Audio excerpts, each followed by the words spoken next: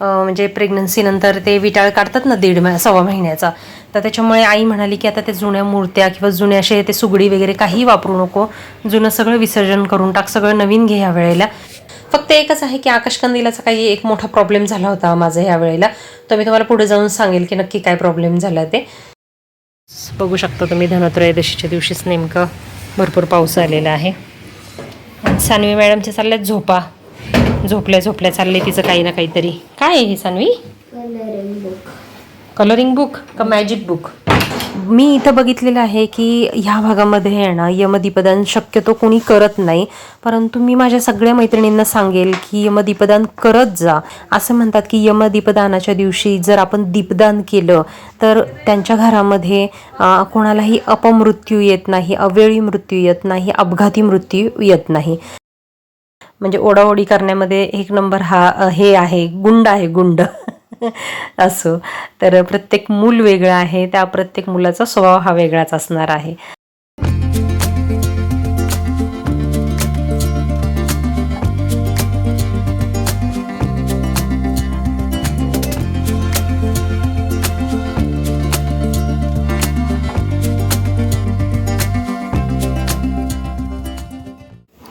हाय माझ्या लाडक्या मित्रमैत्रिणींनो, कसे आहात सगळे? आपल्या सीमा झेंडे व्लॉग्स या चॅनलमध्ये तुमचे पुन्हा एकदा स्वागत आहे. आजच्या व्हिडिओमध्ये ना मी दिवाळीच्या पहिल्या 2 दिवसांचा व्हिडिओ मी तुमच्याशी शेअर करणार आहे, म्हणजे वसुबारसेचा आणि धनत्रयोदशीचा आणि यमदीपदानाचा. तर दिवाळीमध्ये ऑफकोर्स खरेदीने सुरुवात झालेली आहे आमची. मी आणि सानवीने जाऊन दिवाळीची ह्या वेळेला खरेदी केलेली आहे, कारण आहे ना सानवीच्या पप्पांना अगस्त्यला सांभाळायचं काम दिलं होतं मी घरी, आणि पळत जाऊन मी आणि सानवीने अर्जंटमध्ये असं जेवढं आम्हाला काही पटपट घेता येईल पूजेचं साहित्य आणि बाकीचं साहित्य ते आम्ही घेतलेलं होतं. तर त्याच्यापूर्वी आहे ना इथं मी तुम्हाला हे लाईटवर चालणारे दिवे दाखवत आहे. हे ना ऑनलाईन मी ऑर्डर केले होते बघा. एक पॅकेट मी माझ्यासाठी ऑर्डर केलं होतं आणि एक पॅकेट मी माझ्या आईवडिलांसाठी त्यांच्या घरी ऑर्डर केलं होतं. परंतु झालं असं की माझे सगळेच्या सगळे 12 दिवे पण मस्तपैकी पेटले, परंतु त्यांचे ना नेमके 6 मला वाटतं काहीतरी खराब निघाले आणि बिचाऱ्यांना रिटर्न करावे लागले ते. तर ऑनलाईन खरेदीचा हाच प्रॉब्लेम आहे. इलेक्ट्रिक वस्तू काही घ्यायच्या म्हटल्या ना तर त्या घरी येऊन चालतील नाही चालतील, किती दिवस चालतील ह्याचा काही नेम नाही. परंतु मी लकी लागले आणि हे सगळे दिवे छान असे चाललेले आहेत. सानवी म्हणत होती की हे असे दिवे सेम डीमार्टमध्ये पण अवेलेबल आहे, पण मी हे ऑनलाईनच ऑर्डर केले होते. आणि सानवीला ना ह्या वर्षी मला फ्रॉक घ्यायला किंवा कपडे घ्यायला जायला वेळच मिळाला नाही, कारण ऑफकोर्स अगस्त्यमुळे मला जायला आणि सिलेक्शन वगैरे करत बसायला टाईम नव्हता तेवढा. त्याच्यामुळे मी ऑनलाईनच हा एक स्कर्ट टॉप तिला मस्तपैकी मागवला होता. आणि इथे तुम्ही बघू शकता की इतकी छान अशी मंडई सजलेली आहे. पूर्ण आपले दिवाळीचं सामान म्हणा, ते बाकीचं सगळं आकाशकंदील, पणत्या, आणि मी काय केलं होतं गोबारसच्या आदल्या दिवशी जाऊन ही सगळी खरेदी करून आले होते. आणि लक्ष्मीची जी मूर्ती वगैरे आहे ना तर ती मला म्हणजे प्रेग्नन्सीनंतर ते विटाळ काढतात ना सव्वा महिन्याचा, तर त्याच्यामुळे आई म्हणाली की आता ते जुन्या मूर्त्या किंवा जुने असे ते सुगडी वगैरे काही वापरू नको, जुनं सगळं विसर्जन करून टाक, सगळं नवीन घे ह्या वेळेला. त्याच्यामुळे मग मी ह्या वेळेला लक्ष्मीची मूर्ती घेतली मस्तपैकी, आणि सगळं म्हणजे सगळंच नवीन घेतलं, पणत्यांपासून ते सुगड्यांपर्यंत सगळं नवीन घेतलं आणि छान अशी ती खरेदी केली. म्हणजे घाई तोपर्यंत अगस्त्य म्हणजे जवळजवळ 1.5 तास आम्ही हे सगळं घेत होतो. 1.5 तास तो त्याच्या पप्पांकडे खेळला, थोडाफार रडला असेल पण काही त्याच्या पप्पा एवढं आम्हाला सांगत नाहीत की ठीक आहे जाऊ दे, मी सांभाळले व्यवस्थित त्याला, असं सांगतात. पण कसं म्हणतात ना, लहान लेकरू घरी असल्यानंतर एका आईचा जीव मात्र लागत नाही. पळतच आम्ही म्हणजे सगळं नाही का पिकअप केलं ह्या सगळ्या मस्त मंडईमधनं. आणि मला पुण्यातल्या मंडईत जायची काही गरजच नाही, कारण हडपसरची मंडई एवढी मस्त फुल भरलेली असते नवीन वस्तूंनी. फक्त एकच आहे की आकाशकंदिलाचा काही एक मोठा प्रॉब्लेम झाला होता माझा ह्या वेळेला, तर मी तुम्हाला पुढे जाऊन सांगेल की नक्की काय प्रॉब्लेम झाला ते. आणि मेन म्हणजे ना सानवीला मला दिवाळी दाखवायची होती की कसं असतं मंडईमध्ये, लगबग कशी असते, रोषणाई कशी असते दिवाळीनिमित्त, बाहेर किती छान वातावरण असतं. कारण मी जेव्हा लहान होते ना तेव्हा माझे आईवडील वर्षातून एकदा, म्हणजे हा दिवाळी सण एवढा मोठा आहे, आम्हाला दोघांनाही म्हणजे मला आणि माझ्या भावाला घेऊन पुण्यामध्ये जायचे. सिटीमध्ये, मेन सिटीमध्ये लक्ष्मी रोड म्हणा, तुळशीबाग म्हणा, पूर्ण असं पायी चालत आम्ही शॉपिंग करायचो. आणि माझ्या आईवडिलांचं ना ठरलेलं एक फेवरेट दुकान होतं होतं. लक्ष्मी रोडचं असं पुण्यातल्या सगळ्याच लोकांना माहिती आहे, मूळचंद म्हणून. तिथे आईला साडी, वडिलांना कपड्यांचं कापड, हे सगळं तिथे खरेदी करणार. मला ना असं मस्तपैकी एखादी फ्रॉक वगैरे घेणार तिथून तुळशीबागेतून. आणि भावाला माझ्या ना दरवर्षी काही ना काहीतरी प्रत्येक असे डिमांड असायचे त्याचे. हम आपके कोणचा पिक्चर आला त्याच्यामधलं सूट घे, कुठं काय घे, असं एकदम पॉश अशी कपडे माझ्या भावाचे असायचे. आणि फटाके देखील माझे वडील खूप मस्त म्हणजे भरपूर घ्यायचे. वडिलांची परिस्थिती नव्हती, बिचाऱ्यांची परिस्थिती खूप म्हणजे गरीब असून देखील त्यांनी ना माझी आणि माझ्या भावाची खूप हौस केलेली आहे. त्यांनी कधीही असं दाखवलं नाही की ह्याच्यात मी कंजूसपणा करतो, त्यात मी कंजूसपणा करतो, असं नाही. पैसे कमी असून देखील ना मनाने त्यांनी मनाची श्रीमंती होती त्यांच्याकडे. त्यामुळे त्यांनी ना आमच्या दोघा मुलांच्या भरपूर हौस केलेली आहे. आणि प्रत्येक दिवाळीला मग आम्ही असं पुण्यात जाऊन मस्तपैकी खरेदीचा आनंद घ्यायचो. पूजेचं साहित्य वगैरे सगळं असं घेऊन, कपडे बिपडे घेऊन, आणि मस्तपैकी आम्ही डोसा खाण्यासाठी खास माझा भाऊ तर पुण्यामध्ये जायचा, तर हॉटेलमधला डोसा, तर हॉटेलमधला डोसा खाऊन मग आम्ही यायचो. तर खूप म्हणजे लहानपणीच्या वेगळ्याच आठवणी आहेत. आणि आता म्हणजे बाळ लहान असल्यामुळे सानवीला मी पुण्यात तर काही घेऊन नाही जाऊ शकणार अजून 2 वर्ष. परंतु मग मी म्हटलं की चला, आमच्या हडपसरमध्ये देखील खूप मोठा बाजार भरतो, त्यामुळं हेच तिला अनुभव हाच मला तिला द्यायचा होता. त्याच्यामुळे मग मी तिला नेलं होतं. कारण इतर वेळेला कसं होतं, शाळेमुळे शाळा, क्लास आणि घर आणि अभ्यास या गोष्टींमध्ये इतकी लहान मुलं आत्ता सध्या अडकलेली आहे ना, की आपल्यासारखं, आपल्या लहानपणासारखं वातावरण त्यांना मिळणं इम्पॉसिबल आहे आता. त्याच्यामुळे सणासुदीला का होईना जाऊ दे, या सणासुदीच्या दिवसात तरी आपण त्यांना बाहेर काढलं पाहिजे, बाहेरचं ॲक्च्युअल जग दाखवलं पाहिजे. सानवीला देखील मी बऱ्याच वेळेला सांगत असते की सानवी, यूट्यूब, TV, मोबाईल हे सगळं आभासी जग आहे. ह्या आभासी जगात राहू नकोस. बाहेर पडून तू रिअल लाईफ काय असतं किंवा खरं जग काय आहे ते तू बघ. चमकीला म्हणतात ना, चमकील्या गोष्टी त्या इम्पॉर्टंट नाही आहे. म्हणजे मॉलच बघायला पाहिजे किंवा एकदम झिकझक अशा मोठ्या हायफाय सोसायटी, हे रिअल लाईफ नाही आहे. प्रत्येक गरीबातल्या गरीब रस्त्यावर फिरून शॉपिंग, हे सुद्धा एक अनुभव लहान मुलांना आत्ता पाहिजे. तर अशा प्रकारचा अनुभव मला तिला द्यायचा होता. त्याच्यामुळे मग मी तिला नेलं होतं. आणि आई देखील मला म्हणाली की आता ह्या 10-12 दिवसांमध्ये आहे ना, काय ह्या मुलांना गोंधळ घालायचे ते घालू दे, म्हणजे मस्ती घालायची ते घालू दे, तिला ओरडू नको अजिबात. कारण आत्ता सध्या आहे ना, घरामध्ये हीच सगळ्या प्रत्येकाच्या बोंब आहे की आमची लहान मुलं आम्हाला खूप त्रास देत आहे, पसारा घालत आहे. आणि मला देखील हाच त्रास होत होता की सानवी आहे ना आत्ता सध्या खूपच म्हणजे घरामध्ये पसारा वगैरे घालत होती, त्रास देत होती. परंतु आहे ना, म्हणजे मला ओरडून मलाच आहे ना असं त्रास होत होता त्या गोष्टीचा. तर आईने मला सांगितलं, समजवलं, त्याच्यामुळे मग मी पण आता सोडून दिलेलं आहे. ठीक आहे, हेच दिवस आहे त्यांच्या उड्या बेड्या मारायचे. आणि इथे तुम्ही बघू शकता आमच्या ऑफिसमध्ये ना ह्या वर्षी काय म्हणजे प्रत्येकच वर्षी एवढं काही खास असं गिफ्ट दिवाळीचं मिळत नाही. माझी पूर्वीची जी सर्वात पहिली कंपनी होती ना, ती दिवाळीची खूप छान म्हणजे गिफ्ट वगैरे द्यायची. परंतु आत्ताची सध्या कंपनी एवढं काही विशेष असं नाही, मिठाई वगैरे असते. तर मी आत्ता सध्या सुट्टीवर असून देखील माझ्या टीमने आठवणीने माझ्यासाठी ही मिठाई घरी आणून दिली मला. त्याच्याबद्दल त्यांचे खूप खूप थँक्यू. आणि आईने माझ्या आता इतकं फराळाचं वगैरे पाठवलेलं आहे ना, त्याच्यामध्ये ही भली मोठी मिठाई बघूनच मला कसं तरी झालं की बापरे, आता एवढं गोड खायचं, म्हणजे शुगरचा काही खरं नाही का आमच्या घरातल्यांचं. तर बघूयात आता कशी संपती, ती थोडीफार आजूबाजूला पण द्यावी लागणार आहे. आणि इथे तुम्ही बघू शकता गोबारसची पूजा मी केलेली आहे यावर्षी ना. मी ती जी गाई वासराची जी मूर्ती आहे ना, ती मूर्ती मी ह्या वेळेला विकत आणलेली आहे. दरवेळेला मी काय करत असते ना, कागदावर मी ती काढते आणि मी तेव्हा त्याची पूजा करत असते. पण ह्या वेळेला मी सागर संगीत व्यवस्थित पूजा केली. पहिलं म्हणजे हे गणपती मांडला, त्याच्यानंतर कृष्णा, कारण कृष्ण हा गोपालक आहे, त्याच्यामुळे कृष्ण तर पाहिजेलच गाईसोबत. आणि मस्त अशी मंदिराला मी लाईटिंग वगैरे केली होती माझ्या देवघराला. आणि गोबारसेला आमच्याकडे गवार भाकरीचा नैवेद्य दाखवतात गाईला, तर तो नैवेद्य देखील मी केला होता. भाकरी, नंतर त्याच्यानंतर गवार, भात, वरण आणि गोडाला ना थोडीशी साखर ठेवली होती मी. आणि इथे मूर्तीला मी नैवेद्य ठेवला होता. आणि त्याच्यानंतर मग आमच्याच एरियामध्ये ना खरी गाय देखील आहे, खऱ्या गायी देखील आहेत भरपूर. तर आणि एका ठिकाणी पूजेला देखील गाय आली होती. तर आमचे जे शेजारचे आहे ते त्यांच्यातर्फे मी आहे ना हाच नैवेद्य मग खऱ्या गाईला देखील मग मी नेऊन तिथे दिला होता. बघितलंय का जेवतानाची गंमत? बघा कसं आहे आमचं बाळ, जेवण देईना मला. जेवण पण देत नाहीये. काय करतो बाळा तू?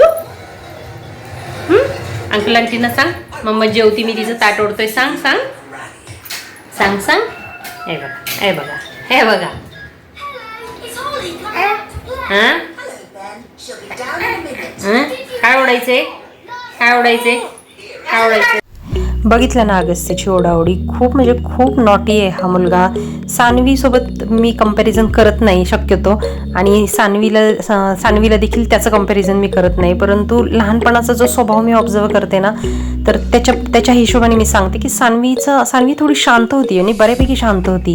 त्याच्या एकदम अपोजिट आहे आता हा ना, म्हणजे ओढाओढी करण्यामध्ये एक नंबर हा हे आहे, गुंड आहे, गुंड. असो, तर प्रत्येक मूल वेगळं आहे, त्या प्रत्येक मुलाचा स्वभाव हा वेगळाच असणार आहे. तर इथे तुम्ही बघू शकता सान्वी आहे ना मस्तपैकी रांगोळी काढायला शिकत आहे. तिला ना मी हे असं नेटच दिली या वेळेला, म्हटलं की ही नेट घे आणि त्याच्यामधनं तू छान अशी रांगोळी काढ. कारण काय होतं, लहान मुलांना रांगोळी हातात देणं म्हणजे जरा थोडंसं मला रिस्की वाटतं, की कारण तेच आहे ना, मग ते नाकातोंडात हात घालत बसतात लहान, आणि ते नखात पण जातात ना, मग जेवताना पण ते काही बरोबर नाही.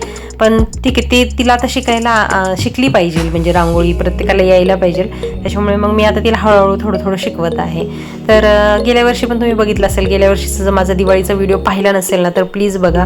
त्यात पण तुम्ही बघितलं असेल की तेव्हा पण मी ना तिला थोडीशी रांगोळीची प्रॅक्टिस करायला दिली होती. तर धनत्रयोदशीच्या दिवशी दुपारीच मी पूजा करून घेतलेली आहे.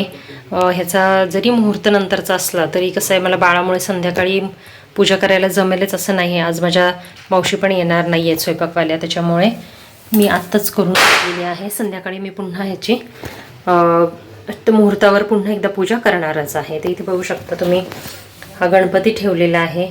हा धन्वंतरी देव जो आहे तो विष्णू स्वरूपच आहे, त्याच्यामुळे त्याचे देखील इथे सुपारी म्हणून पूजन केलेलं आहे. आणि इथे घरातल्या ज्या काही माझ्याकडे छोट्या मोठ्या सोन्याच्या वस्तू कॅश आहे त्याची मी इथे पूजा केलेली आहे. आणि धान्य आणि गुळाचा नैवेद्य दाखवलेला आहे. आणि यमदीपदान मी संध्याकाळी करणार आहे, त्याचं तुम्हाला व्हिडिओ पुढे बघायला मिळेल. आणि धनत्रयोदशीच्या दिवशी इथं आमच्याकडे भरपूर असा धनत्रयोदशीच्या दिवशी आमच्या इकडे भरपूर असा पाऊस झालेला आहे. कोण वाजवते फटाके? पाऊस बघू शकता तुम्ही, धनत्रयोदशीच्या दिवशीच नेमकं भरपूर पाऊस आलेला आहे. सान्वी मॅडमच्या चालल्यात झोपा, झोपल्या चालले तिचं काही ना काहीतरी. काय आहे हे सान्वी? कलरिंग बुक का मॅजिक बुक? दाखव एक अंकल आंटींना काय मॅजिक आहे त्याच्यामध्ये.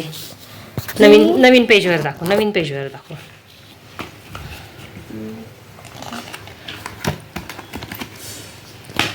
आता याच्यावर तुम्ही काही बघू शकता का? काही नाही, ब्लँक आहे. आणि सान्वीकडं हा मॅजिक पेन आहे. आणि आता तुम्ही बघू शकता काय भारी चित्र याच्यावर उठणार आहे. हे कोणी आणलंय सान्वी तुला? ठीक आहे, तू कर हे. तोपर्यंत आपण अंकल आंटींना अजून एक हिची, किती माझं बाळ इनोसंट आहे बघा. एक लेटर लिहिलेलं आहे मॅडमनी. अजून तर क्रिसमसला एवढा वेळ आहे. Dear Santa, please give me 5 books full of learning stories and proper English and a remote car, control car for Agastya. काय लिहिलंय? काय खोडलेस तू? काय लिहिलंय? Agastya and ML happiness. त्याला हॅपीनेस दे म्हणून. Okay Santa Claus and big wrapper. अच्छा, असं रॅपरमध्ये पाहिजे का तुला remote control car? Colour this please, look back. आणि हा असं मस्त सॅन्टा क्लॉज काढलेलं आहे बघा. माझं बाळ किती भोळं आहे. सॅन्टा क्लॉजला आत्ताच लेटर लिहिलेलं आहे. अरे पण हे लेटर तू पाठवणार कसं सॅन्टा क्लॉजला? कसं पाठवणार? त्याला असं खिडकीत ठेवायचं. अच्छा, खिडकीत ठेवायचं आहे. खिडकीत ठेवलं काय होणार? त्याला दिसतं नॉर्थ पोल मधून दिसतो. होय. अच्छा, सान्वीचं मॅजिक बघितलं का? किती भारी आहे बघा. पेनाने असं लगेच छान असे मॅजिकने असे छान असे चित्र उठतात. वा वा वा वा. पाणी भरायचं. अच्छा, पाणी भरायचं होय. तर अशी आहे मुलांची गंमत. माझी सान्वी खूप इनोसंट आहे ना मॅडम, भोळी आहे, भोळी की नाही? आणि हा बघा माझ्या आईने केलेला मस्त असा खमंग फराळ. मस्त चकली आहे, चिवडा, अनारसे, शंकरपाळी दरवर्षी बिचारी मला पाठवून देत असते. आणि विशेष म्हणजे सान्वीचं फिक्क देखील ती सेपरेट करत असते. कोण आजकाल कोणासाठी करायला लागले, पण माझी आई आहे ना प्रेमाने मला दरवर्षी, तिला माहिती आहे हिला जमत नाही इतर वेळेला ऑफिसच्या कामामुळे आणि आता बाळामुळे मला काही जमत नाही फराळाचं करायला.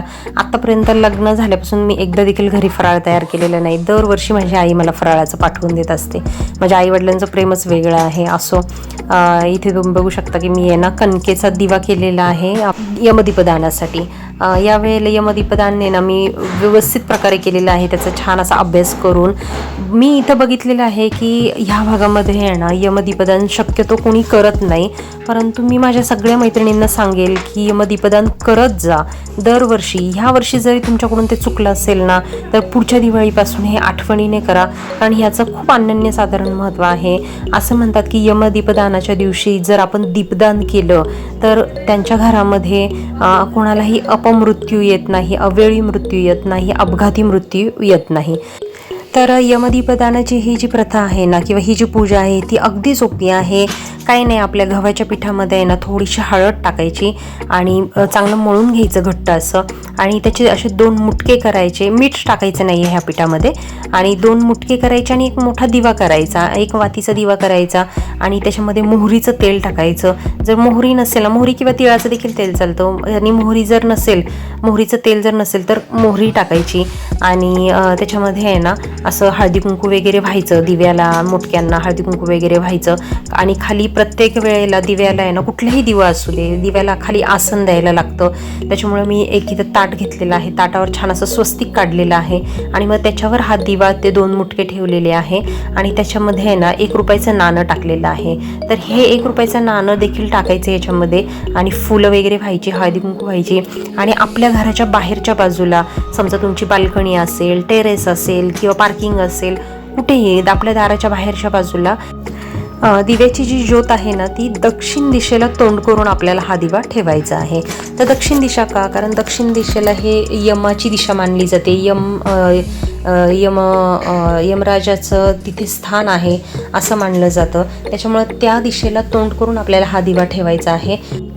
आणि खालील मंत्र म्हणायचा आहे: मृत्यूना पाशदंडाभ्या कालेन शामयासह त्रयोदशा दीपदानात सूर्यजः प्रियता मम.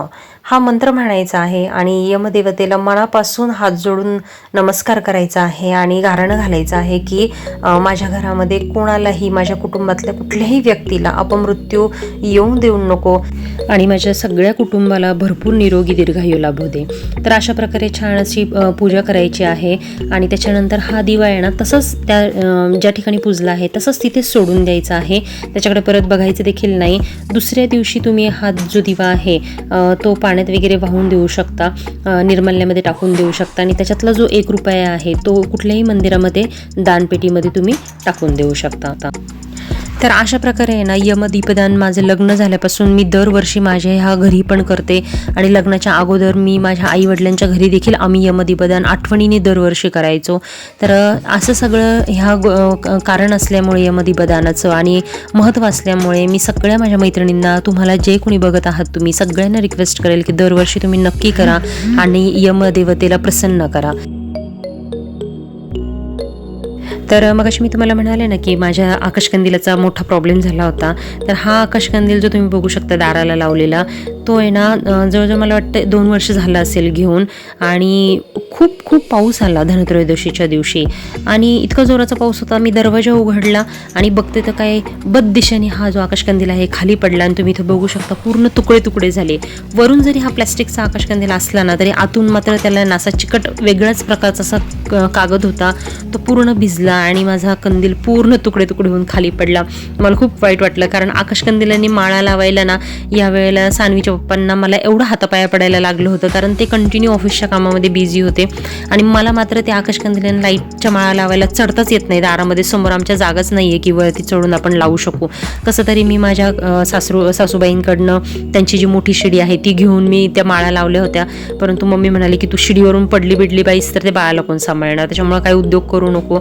आणि असं सगळ्या गोष्टींमुळे ना मला सानवीच्या पप्पांना इतकं रिक्वेस्ट करून करून लावायला लावलं होतं मी त्यांना, आणि आकाशकंदील एकच दिवस लागला असेल आणि पावसामुळे तो पूर्ण तुटून खाली पडला. त्यामुळे माझा पूर्ण मूड ऑफ झाला होता. जाऊ दे म्हटलं सानवीला, चल आपण जाऊ मंडईतून दुसरा मस्तपैकी आकाशकंदील घेऊन येऊ. हा आकाशकंदील आम्ही घेऊन आलेलो होतो. आता इथं तुम्ही बघू शकता मस्तपैकी आकाशकंदील आणलेला आहे. हा ज्यूटच्या कापडामध्ये आणलेला आहे, आणि नारंगी आपला मस्त कलर निवडलेला आहे भगवा.